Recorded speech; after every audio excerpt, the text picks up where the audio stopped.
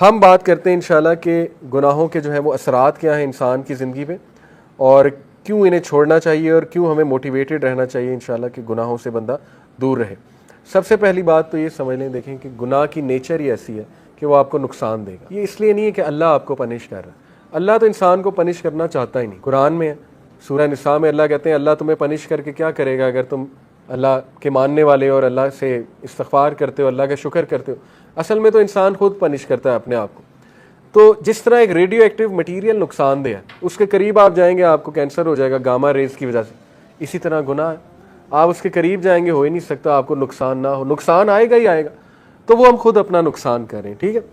تو اس کے اثرات کیا ہیں؟ سم of the consequences of sun, ابن القیم کی کتاب سے اخذ شدہ ہیں یہ کانسیکوینسز، 9-10 کانسیکوینسز انہوں نے بتائے ہیں۔ یہ اس لیے ہے کیونکہ نفسیاتی طور پہ ہمیں جب ایک چیز کے اثرات پتہ لگ جائیں کانسیکوینسز، تو موٹیویشن آ جاتی ہے اس سے بچنے کی، اس لیے بتا رہا ہوں، ٹھیک ہے۔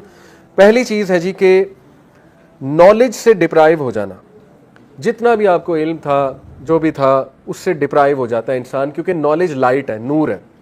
گناہ جو ہے وہ نور کو لے لیتا ہے، اور یہ اکثر اسلاف جب ان کے پاس کوئی شکایت کرتا تھا آ کے کہ میری میموری ویک ہو گئی ہے، یا مجھے کچھ چیز یاد تھی، قرآن کا کچھ پورشن یاد تھا وہ بھول گیا ہے، تو وہ اکثر انہیں یہی ایڈوائس کرتے تھے کہ آپ استغفار کریں، کیونکہ گناہوں کی وجہ سے یہ چیزیں بھول جاتی ہیں، ٹھیک ہے۔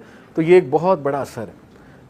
اللہ معاف کرے کسی نے قرآن حفظ کیا ہوا ہے اور وہ بالکل نکل گیا ہے دل سے، تو یہ ایک فکر کرنے والی بات ہے، اور اس کو کوشش کرنی چاہیے اس کو واپس لائے اور اپنے گناہوں کو بھی ظاہر ہے ان سے توبہ کرے۔ دوسری چیز، رزق کا چھن جانا۔ اللہ کے نبی صلی اللہ علیہ وسلم نے فرمایا، ابن ماجہ کی حدیث ہے، صحیح حدیث ہے، ایک شخص کو رزق ملنا ہوتا ہے حلال سے، لیکن وہ جلد بازی کر کے گناہ کر کے وہی رزق حرام سے لے لیتا ہے، تو پھر اس کو ایکسٹرا کچھ نہیں ملتا، جو اس نے لے لیا وہ مل جاتا ہے، نہ اللہ کی ہیلپ اس کے ساتھ ہوتی ہے۔ اور یہ جو حدیث ہے جو میں ابھی سنانے لگا ہوں، یہ کیا ہے؟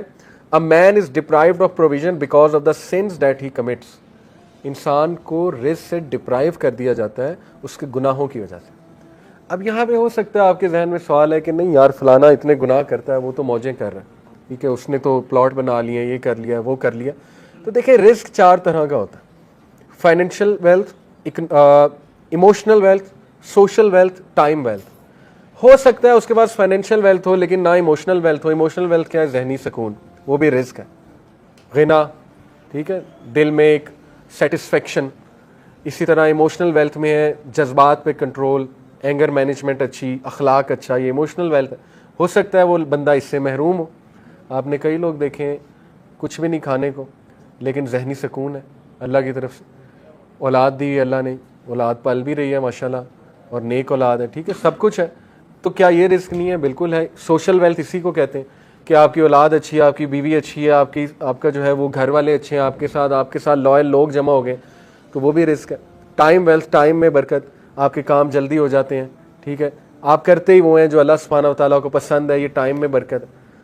تو جب ہم گناہوں میں پڑتے ہیں تو یہ ہمارا رزق ڈپرائیو ہوتا ہے، ٹائم سے برکت اٹھ جاتی ہے، ٹینشنیں بڑھ جاتی ہیں، ٹھیک ہے، ٹائم مینجمنٹ ویک ہو جاتی ہے۔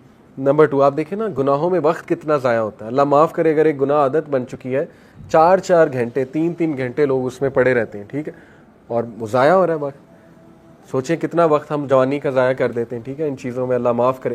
تو اس سے نکلنا ہے، اپنے آپ کو موٹیویٹ کرنا ہے۔ پھر آپ دیکھیں سوشل ویلتھ، ہمارے ساتھ لوگ ہی ایسے آ جائیں جو ہمیں کھانے کو تیار ہیں اور بس ان کی نظر ہماری دولت پہ ہو، تو پھر یہ کون سا رزق ہے؟ اس کا مطلب ڈپرائیو ہو رہا ہے اور گناہوں کی وجہ سے۔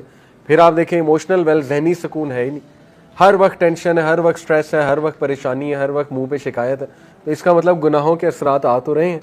تو اس لیے گناہوں کے اثرات رزق کی تنگی سے آتے ہیں، ٹھیک ہے۔ رزق کبھی اللہ بڑھا کے دیتا ہے، کبھی گھٹا کے دیتا ہے، اوور آل رزق تو لکھا ہوا ہے، لیکن یہ اللہ کی ڈسٹریبیوشن ہے۔ اللہ اپنے بندوں کو چیک کرنے کے لیے کبھی زیادہ دے دیتا ہے اس کوانٹٹی میں سے، کبھی کم کر دیتا ہے، جب وہ دوبارہ استغفار کرتے ہیں پھر بڑھا دیتا ہے، ٹھیک ہے۔ یہ اللہ بادشاہ ہے، اللہ جیسے چاہے کر سکتا ہے۔ نمبر 3، اللہ اور بندے میں ایک لا تعلقی، سینس آف ایلینیشن، جو بہت بڑی پنشمنٹ ہے، اللہ معاف، بلکہ سب سے سیریس بات ہے یہ، جب آپ اللہ سے دور ہو جائیں اور ایک ڈسٹینس فیل کریں اور الون فیل کریں۔ دنیا کی سب سے بڑی لونلینس، سب سے بڑی تنہائی اللہ سے دوری، ٹھیک ہے۔ تو گناہ وہ اس ڈسٹینس کو انکریز کرتے ہیں، کیونکہ دیکھیں نا انسان اللہ معاف کرے اب گناہوں میں ہوتا ہے تو اللہ ظاہر ہے فرشتے اس کے ارد گرد نہیں ہوتے, فرشتے بھی اٹھ جاتے ہیں اس جگہ سے, رحمت نہیں ہوتی اللہ کی, لیکن امید ہوتی ہے, امید بہت ہے. اللہ گناہ گاروں کو ہی معاف کرتے ہیں, obvious سی بات ہے. اللہ ضرور ہوتے ہیں بندے کی طرف محبت سے دیکھ بھی رہے ہوتے ہیں, چاہتے ہیں بندہ نکل آئے اور بندہ جو ہے مجھ سے دعا کرے, مجھے پکارے, لیکن گناہوں کی وجہ سے آہستہ آہستہ یہ ریلیشن ویک ہوتا جاتا ہے. ویکنس یہاں تک آ جاتی ہے کہ ایک بندہ نا مایوس ہو جاتا ہے, کہتا ہے یار کیا اللہ سے مدد مانگوں, میں تو بہت ہی ایکسٹرا کر چکا ہوں, کام اسراف کر چکا ہوں گناہوں کے, اب کیا میں نے اللہ سے بات کرنی. ٹھیک ہے, تو پھر بندہ گیو اپ کر دیتا ہے, گیو اپ کر کے وہ مزید گناہوں کی طرف چلا جاتا ہے. اس لیے اس ڈسٹینس کو کم کرنے کے لیے استغفار, گناہوں سے توبہ کرنا, گناہوں کو چھوڑنا, تاکہ آپ اللہ کے قریب آ جائیں اور اس ریلیشن کو انجوائے کریں. خالق کے ساتھ جو ریلیشن ہے نا, وہ سب سے خوبصورت, سب سے ہیلدی ریلیشن ہے, سب سے بیوٹیفل ریلیشن ہے, اور انسان خوش ہو جاتا ہے خالق کے ساتھ ریلیشن سٹرونگ کر کے. ٹھیک ہے, یہ چوتھی چیز, things become difficult for him so that he does not turn his attention towards any matter but he finds the way blocked or he finds it difficult. کام مشکل ہونا شروع ہو جاتے ہیں گناہوں کی وجہ سے. میں نے جیسے کہا رزق میں تنگی آ جاتی, اس طرح کاموں میں بھی مشکلات آنا شروع ہو جاتی ہیں. اچھا خاصا کام کوئی تھا, ہونے لگا تھا, ایک دم مشکل بن گیا, رکاوٹ آ گئی. ٹھیک ہے, تو اس موقع پہ بندے کو استغفار بڑھانا چاہیے, اپنے گناہوں کی توبہ کرنی چاہیے اس موقع پہ. ٹھیک ہے, تاکہ وہ اٹکا ہوا کام جو اللہ کی رحمت سے وہ ٹھیک ہو جائے. ایک اسلاف تھے, سلف تھے, ان کا واقعہ ہے کہ وہ قرآن حافظ تھے. تو انہوں نے کرسچن عورت سے, ایک کرسچن عورت تھی, اس سے انہیں محبت ہو گئی, بہت خوبصورت عورت تھی وہ, تو ظاہر خوبصورتی کی وجہ سے وہ اٹریکٹ ہوئے. اس کرسچن عورت نے ان کے سامنے شرط یہ رکھی کہ تم اسلام چھوڑ دو, اسلام چھوڑ کر جو ہے نا وہ پھر تم مجھے پالو گے. تو وہ جو سلف تھے انہوں نے بات مان لی, اللہ معاف کرے, he left Islam for the sake of women, اس سے امپریس ہو گئی.